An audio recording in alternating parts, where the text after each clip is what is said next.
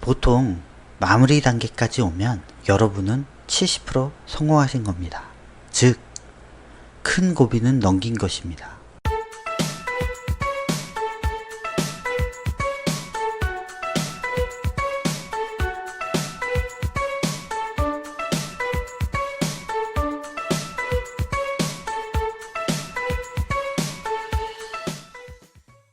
안녕하십니까, 반갑습니다. 하수 채널의 하수입니다.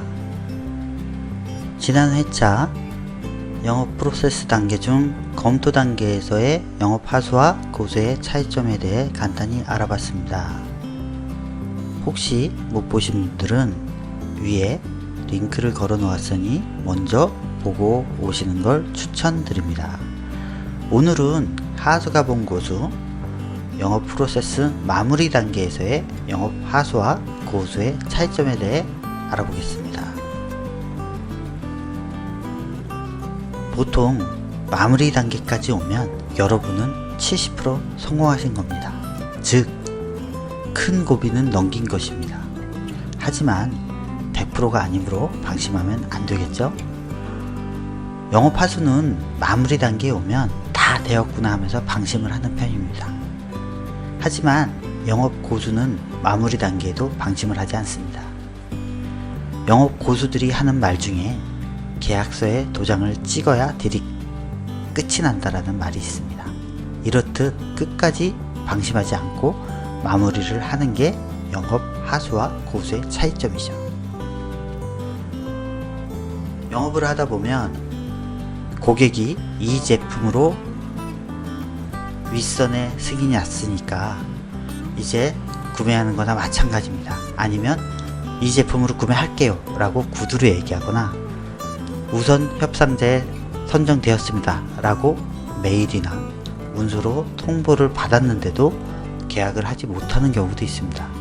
그리고 고객이 어차피 계약할 거니까 일 먼저 시작하시죠 라고 해서 일을 시작했는데 하다 보니까 일이 진행이 안 되는 거예요. 계약이 진행이 안 되는 거죠. 그래서 계약을 못하는 경우도 있고 영업 마무리를 제대로 하지 못해 무산되는 경우 등 여러 가지 경우가 많이 발생하고 있습니다. 이렇게 진행되지 못한 원인은 여러 가지 원인이 있겠죠. 그 중에 고객사 내부에 갑작스러운 상황 변화가 있을 수도 있고요. 하지만 이 부분은 영업 담당자가 어떻게 할 수 있는 부분이 아니니까 오늘 얘기에서 넘어가도록 하고요. 관련 있는 부분으로 얘기하면 마무리 단계에서 경쟁사가 마지막으로 너 죽고 나 죽자 이런 식으로 마이너스 제한을 하는 경우가 있다거나 아니면 마무리 단계에서 고객사와 마지막 내고, 협상, 가격 조정 등 이런 단계를 하게 되는데 그런 부분들이 잘 협의가 안 되고 딜이 무산되는 경우 등 여러 가지 경우가 있습니다. 그만큼 이 마무리가 굉장히 중요한 것입니다. 우리가 활용점정이라고 하죠. 끝에 점을 찍어야 끝나게 되는 것이죠. 영업 하수는 보통 마무리를 위한 대비가 안 되어 있어 당연히 대책이 없는 경우가 많이 있습니다. 그러다 보니 마무리 단계에서 고객의 무리한 요청이나 반론 등의 올바른 대처를 못하게 됩니다. 협상하는 과정에서도 고객이나 영업 하수 중 둘 중 누군가 하나는 이기고 누군가 하나는 지는 윈로즈 협상을 하거나 로즈로즈 둘 다 지게 되는 협상을 하게 되는 경우도 있습니다.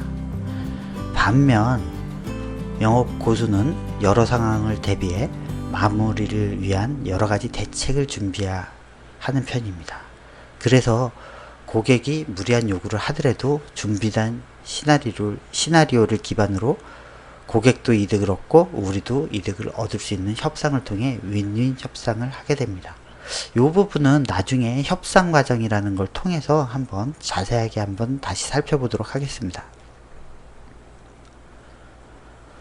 결국 영업 하수는 지거나 이겨도 상처뿐인 계약을 하게 되며 반면 영업 고수는 고객과 영업 고수 모두 해피엔딩 결말을 얻게 됩니다.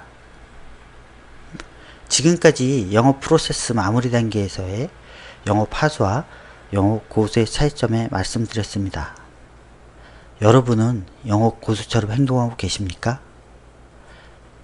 오늘은 여기까지 하고요. 다음 편에 더 좋은 정보로 찾아뵙겠습니다. 감사합니다.